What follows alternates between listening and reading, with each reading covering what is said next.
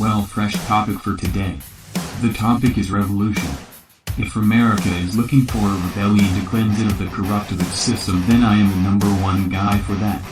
The best part is in this country we reserve the right to do so.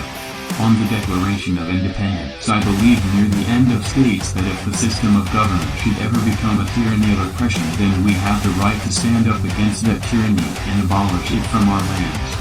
There's something very close to that. The point is that our forefathers, in their wisdom, foresaw the possibility of this country falling into what it has become today. They reserved us the right to fix that problem, to take up arms against our own government if need be, and from what I've seen, where the leader of our people has his military open fire on its own citizens so that he can make a show and defend yet another faction of the world's population by flaunting their coveted works in a display of showmanship.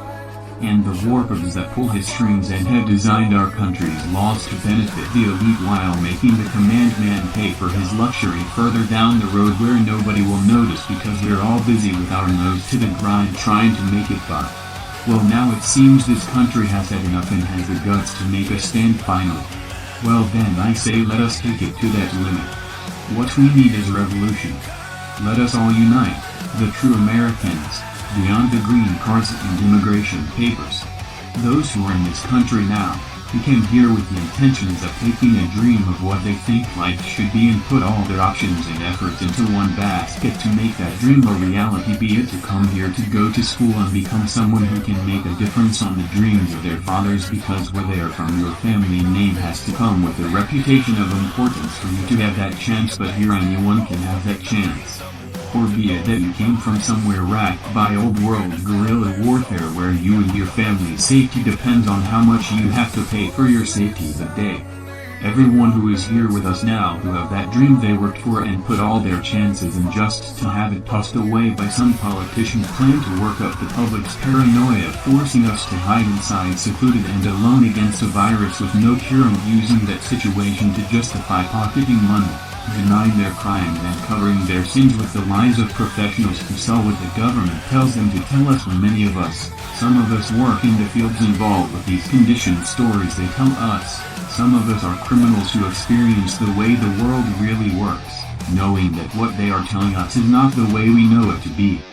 But we are dismissed if we speak about it because they're professionals.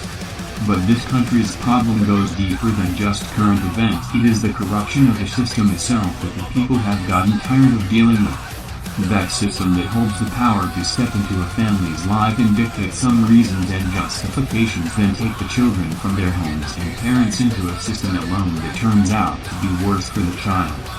That system that shines the examples of justified situations of need while absolving themselves of their horrible crime, even when most who do this know they are not placing them into a better situation. Or the justice system who staff themselves with corruption and know there is reason to doubt who they employ, but the need for help outweighs the common sense of judgment in a system that is an abomination of human rights we pride ourselves at accomplishing so much for. No man should hold the power to decide if another man dies except the one whose lives they threaten. No man should hold the power to decide judgment upon another unless they are the one who has been wronged. Only they know the depth of how that person's crime has truly affected them. Judge not lest ye be judged yourself. To those who have been wronged, those are welcoming words that create an air of balance. Do unto others as you would have done to yourself. Those words to the ones deserving to hold judgment for the convictions they feel inside would bring feelings of caution as they consider the punishment against another. These words are words of wisdom from other nations and cultures that we can use to observe and rewrite the laws of this corrupted nation. Together as a nation of people striving for that dream to become a reality, not of green cards and passports, but the nation our original forefathers intended.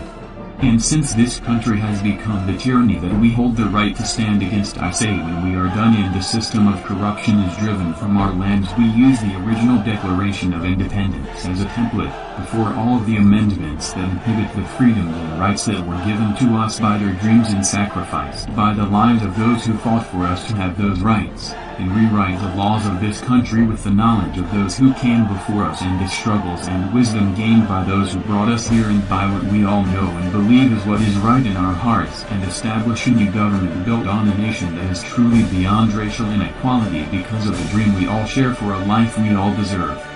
For that dream, for that life we stand in revolution, so that we may become a nation respected by the world once again and not criticized by it, for we too shall fight for our freedom once again. Why, they may ask, because that's what Americans do. So if you agree with how I feel, America, show us all in an act of tradition. Go to your local overpriced merchant store and loot it, buy it, however you wish to acquire it, and obtain as much tea as you can and take it to the nearest river and dump it in. Declare that we will not be taxed for their comforts and budgets that they've grown so fat on. Declare no more of our friends, our families will die by their hands. No more shall the children be separated from their families, no matter the issue. We will stand by each other, our neighbors, our friends. Let our problems be their problems and help see each other through together, so their children will have their family with them and not experience what many of us have, something. Whatever the answers may be to these problems that plague us all, we can find a better answer than the King of DC has offered. Down with the bloody big heads.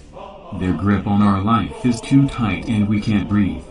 We have a dream and they are standing in our way.